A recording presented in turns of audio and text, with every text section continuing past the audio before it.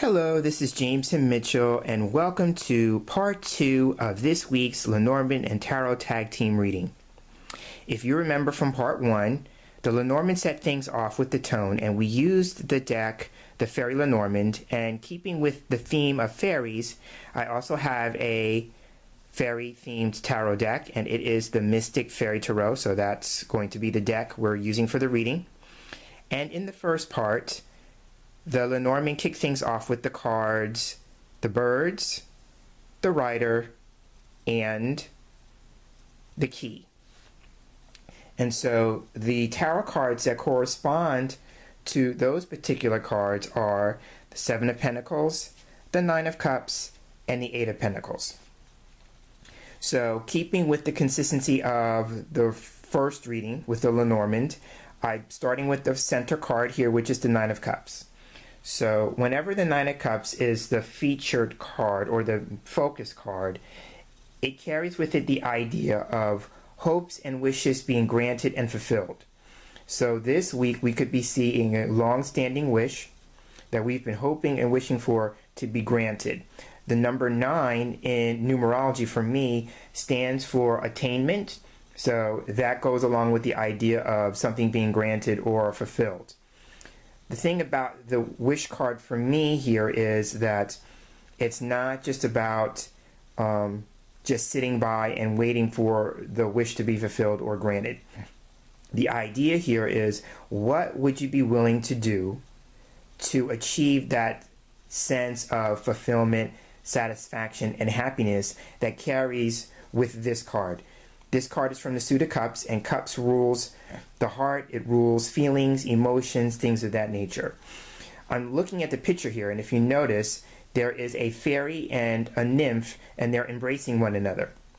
So the idea here for me when I look at this image is that what new thought, going with the fairy being male, what new thought might we need to embrace in order to make that wish that we're hoping to be fulfilled or granted coming about? What new possible emotion or feeling might we need to embrace? And that plays on the symbology of them embracing one another. It's about what new thing would you need to embrace and embrace fully in order for that wish to be granted or that hope to be fulfilled, to achieve that sense of fulfillment, satisfaction, and happiness that is typically equated with this card. So that's what I'm seeing with this. So it's about a wish being granted, but also what will we need to do to help attain that wish? And it could be something as simple as embracing the idea or the feeling that we can have that. Sometimes we may carry the belief or the feeling that, you know, that thing that we're hoping for or wishing for, well, we can't really have it. That may be a subconscious underlying thought that kind of sabotages that, because really what it is that we're saying we're not worthy and that we don't deserve it for some reason.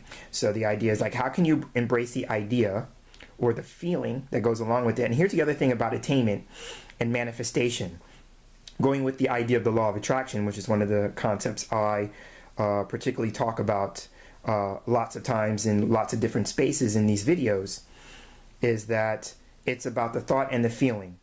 And Abraham, the wisdom teachers surrounding the idea and the concept of the law of attraction, talk about a better feeling thought.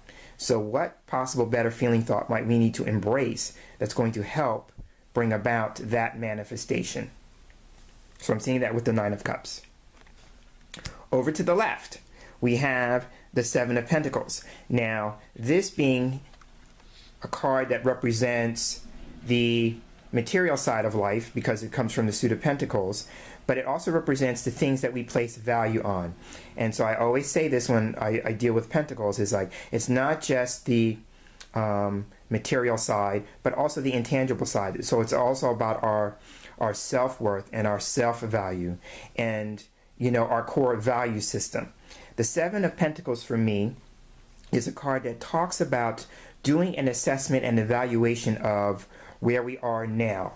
So in order to embark on attaining that long-standing hope or wish, first thing we need to consider doing is taking a look at where we're at in our lives right now.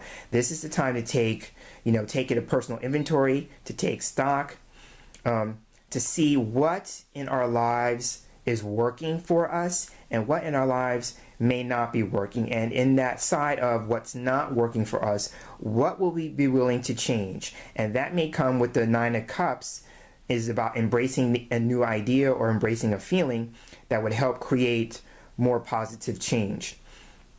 So I'm seeing that this card for me is about inventory and stock, taking a personal investment. The other thing about the Seven of Pentacles for me is that this is a card that suggests, the idea of reaping what you sow.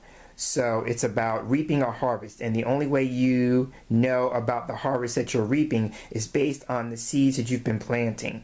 So sometimes with this card is we're asked to take a step back and look at the results that we've achieved so far.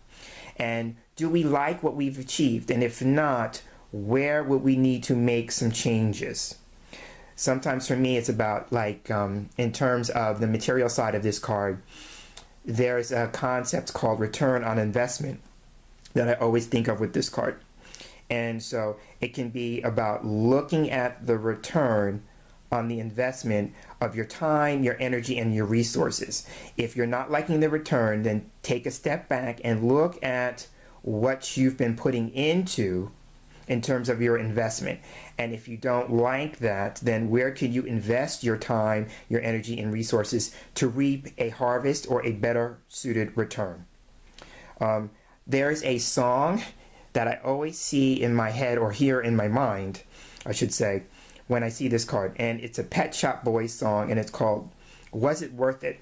So sometimes we have to ask ourselves with the Seven of Pentacles is, was that worth it? Was that thing I invested so much of my time and energy in, was it really worth it in the end?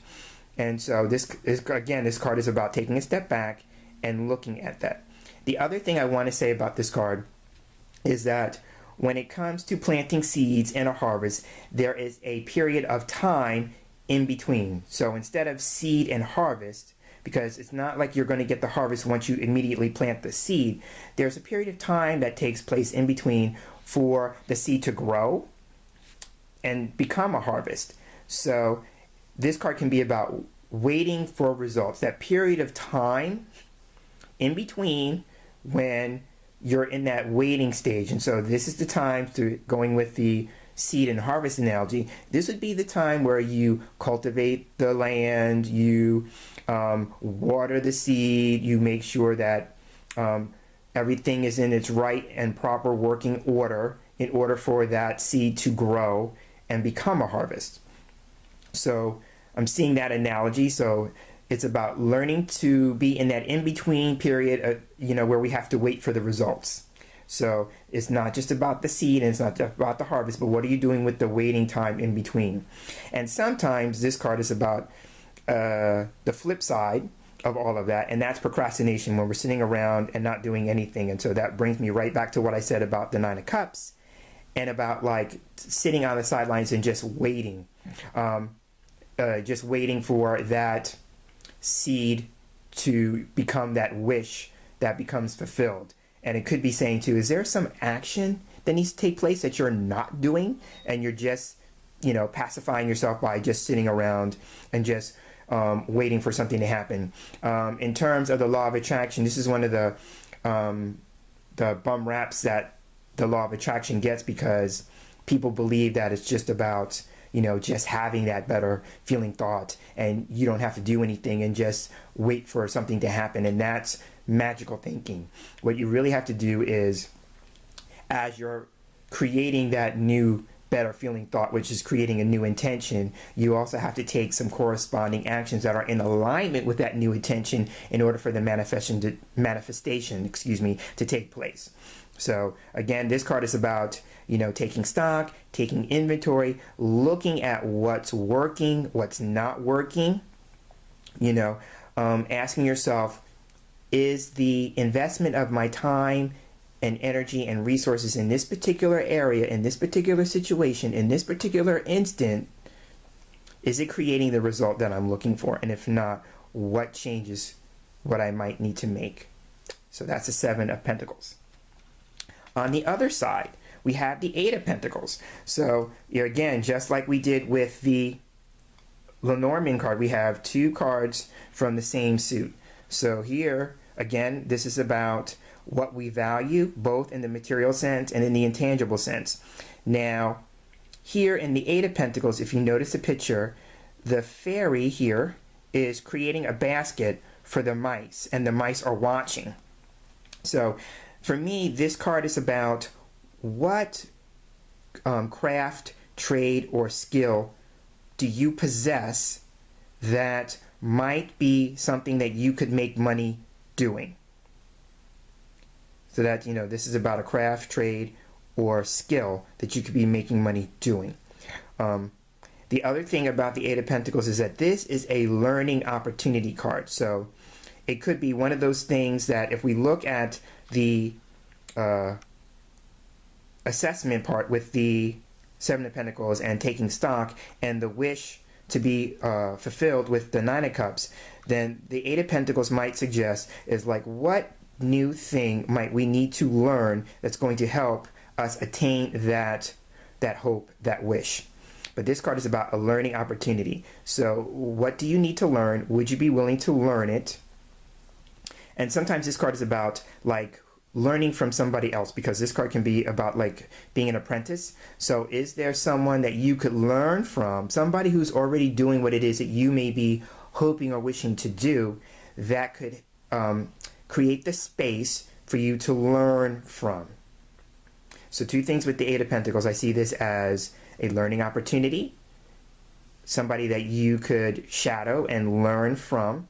But it's also about, if you possess a certain craft, trade, or skill, how could you make money doing that? And going along with that, sometimes this card is about, you're not going to get it right the first time out of the gate, because this card is about discovering your process, discovering your technique, discovering your practice. And then there's that idea of practice being made perfect. That the more you engage in the process, the more that you learn to use that skill, the better you'll become at it. The flip side of this particular card is the Three of Pentacles.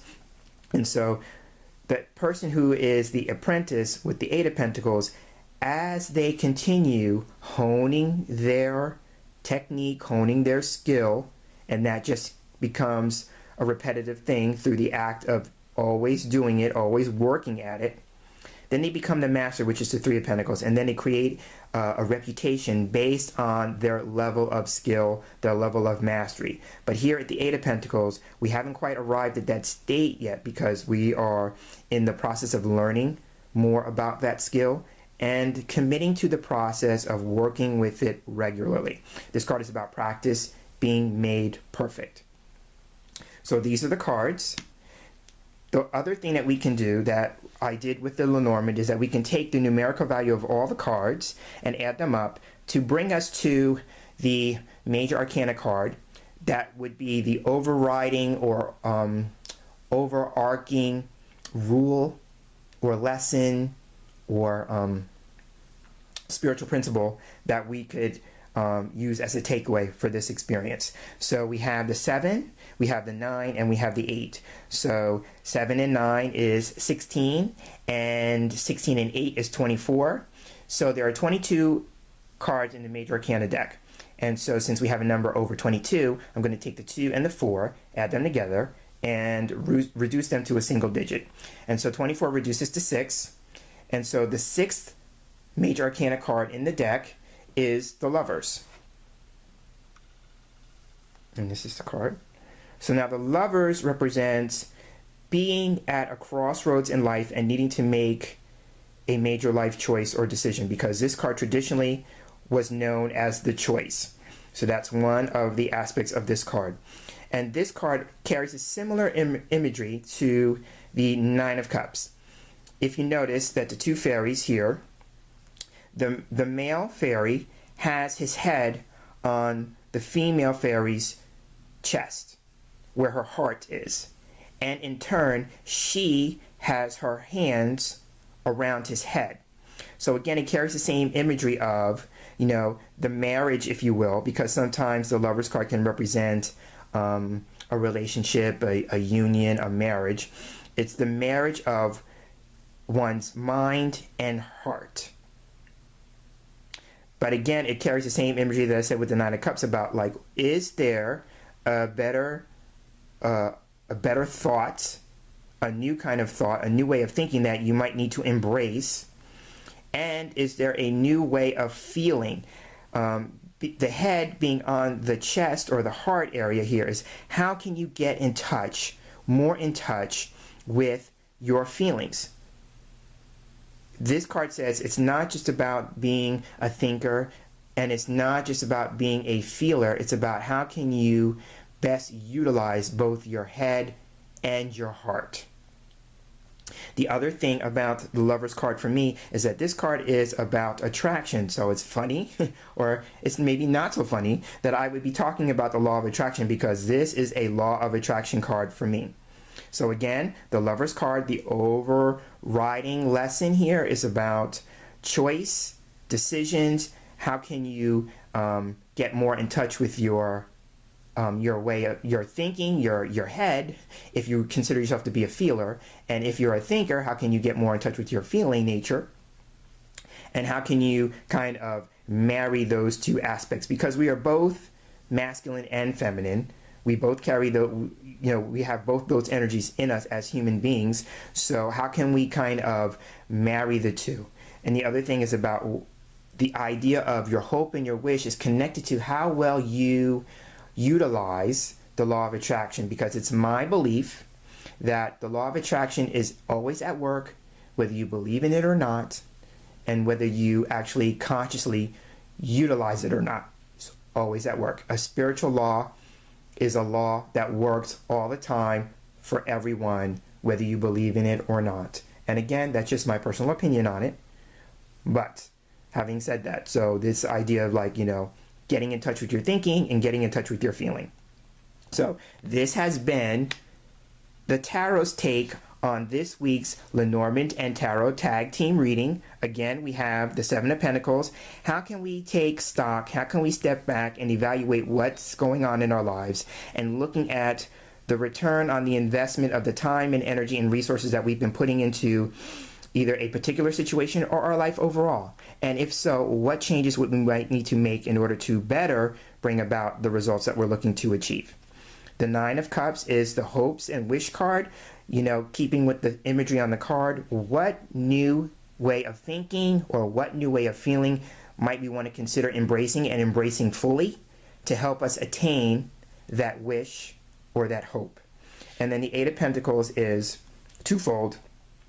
Going with the first two cards, what new way of being might we need to learn in order to help this process?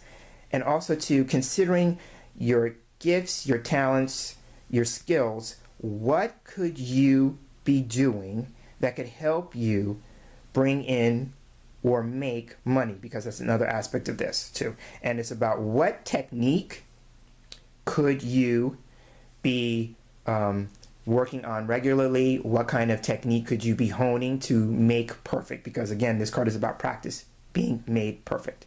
So again, these are your cards for the week. I am James Himm Mitchell, and I look forward to sharing this space here again with you in our next video. And until then, have a great week and take care.